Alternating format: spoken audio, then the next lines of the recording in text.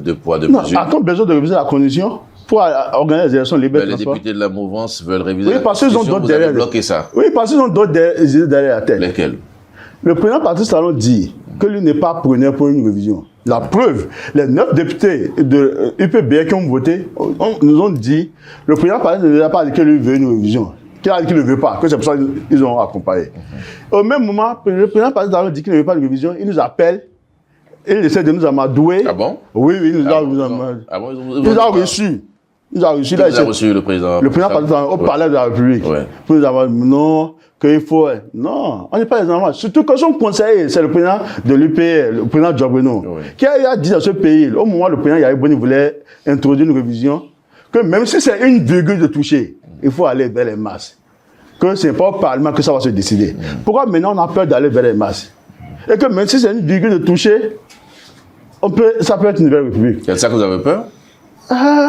On a vu le syndrome et les amitiés du président Patrice Talon dans la sous-région. C'est des gens qui sont à 3 mandats, 4 mandats.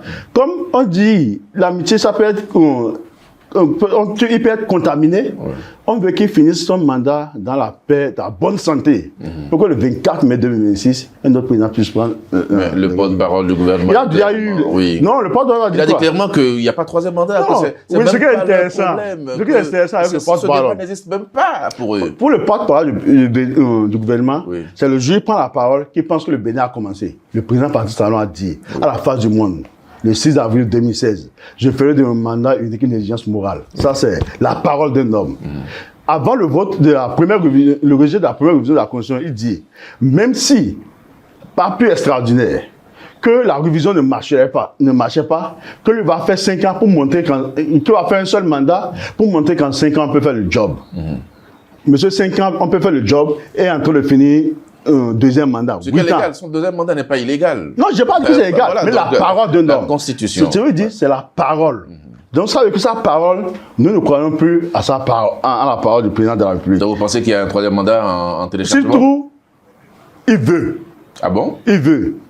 Quels sont les éléments que vous avez son entourage, pour affirmer ça? Son entourage. Si on voit de plus en plus, les gens disent que c'est le président, c'est le meilleur des meilleurs. Les meilleurs. Il faut, si on peut lui donner 20 ans, mon frère, avec comment on dit, Bertin Kovi, a dit, on dit que c'est pas légal.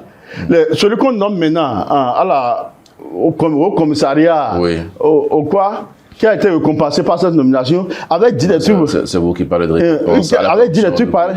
Oui, mais Souyayi, ça s'est passé sous Yayi aussi. On a eu des ministres qui ont dit clairement qu'il faut donner un 3e mandat. Oui, mais que le président Yaya a sauté quelques jours après. Que le président Yaya a sauté quelques jours après. Encore que le président Yaya allait devant le pape. Il allait devant l'église, partout au niveau des Nations Unies, au niveau de l'ONU pour dire qu'il ne veut pas donner un 3e mandat. Mais les gens disent qu'il voulait. Mais voilà, c'est la même chose. Ici, le président Talon dit qu'il n'en veut pas. Non, je ne sais pas. Vous pensez qu'il veut? Mais lui, il n'avait pas reçu les gens pour leur dire, essayer de modifier pour amener les élections présidentielles avant la législative. Il n'avait pas dit. Ce qui n'est pas le cas du président, nous avons reçu de modifier pour amener les élections présidentielles avant la législative. Et que lui qui a augmenté 45 jours à son mandat, qu'il est prêt à diminuer 2 mois.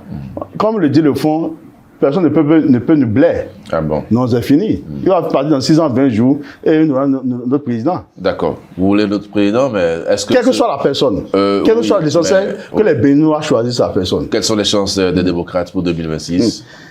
Quelles sont les chances? Qui vous dit que c'est vous qui allez prendre la succession?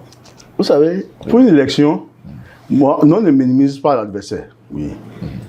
Et rien n'est gagné d'avance.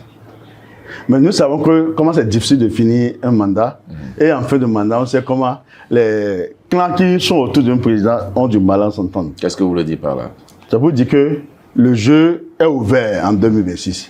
Vous allez remarquer, tous ceux qui seront candidats aux élections de 2026 sont des candidats qui ne sont jamais allés à une élection présidentielle.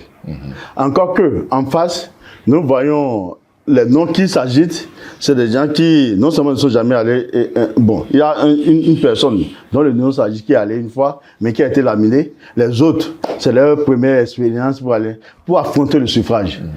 Il y a la technicité, il y a l'affrontement des électeurs pour convaincre. Ce n'est pas les chiffres. Surtout que le développement, j'aime le dire, le développement du pays ne tient pas compte des ressentis des populations. On est à un taux de croissance de 6,3, on est à, comment dire, pour si le développement, mais on a fait si, encore que, malheureusement, on n'a pas le temps pour parler des réalisations du régime. Pour dire, on a réalisé des stades. On peut le faire. On a réalisé des stades. Si vous le voulez, si on finit sur les aspects politiques, on va dire qu'on a réalisé des stades dans chacune des communes. GDIZ, que le président Soglo a applaudi. Vous l'avez vu, vous l'avez suivi comme tout. Je suis allé à GDIZ. Oui. Si je veux parler de la GDIZ, ils vont couler. Ils savent ça. D'accord. Parce que, non, je n'ai pas fini. Oui, mais parlons pour un peu. Oui. On peut revenir sur ça. Moi, je n'ai pas de problème sur ce genre de choses, mais parlons politique. On peut dire 2026. Oui, tous les candidats ne peuvent pas taper la porte et dire c'est gagné d'avance. Parce que, en fin de.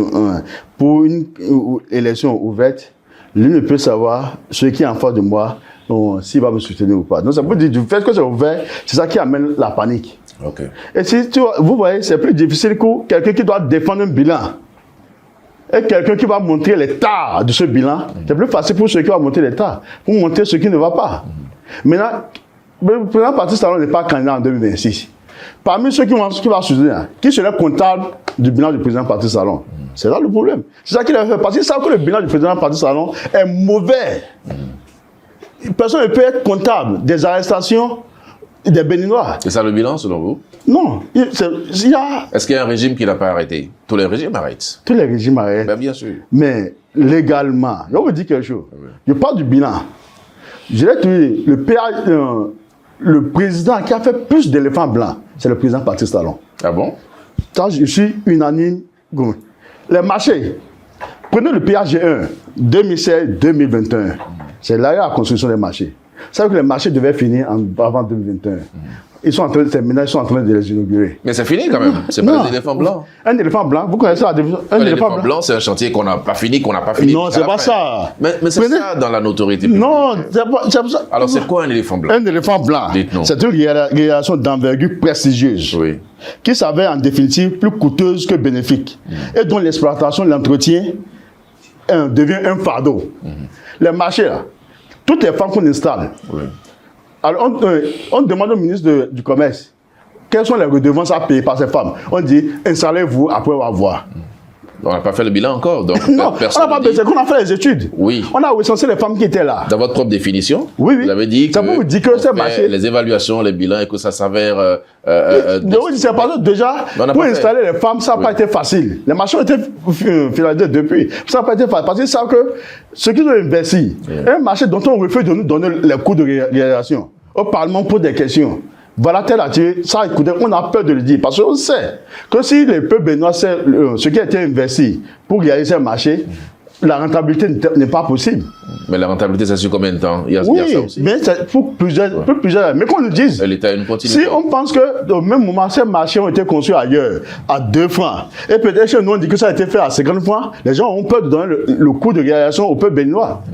Cash on cash. On dit qu'on est premier en transparence budgétaire, mais on refuse de donner le coût de réalisation des infrastructures, des quelques infrastructures qui sont réalisées.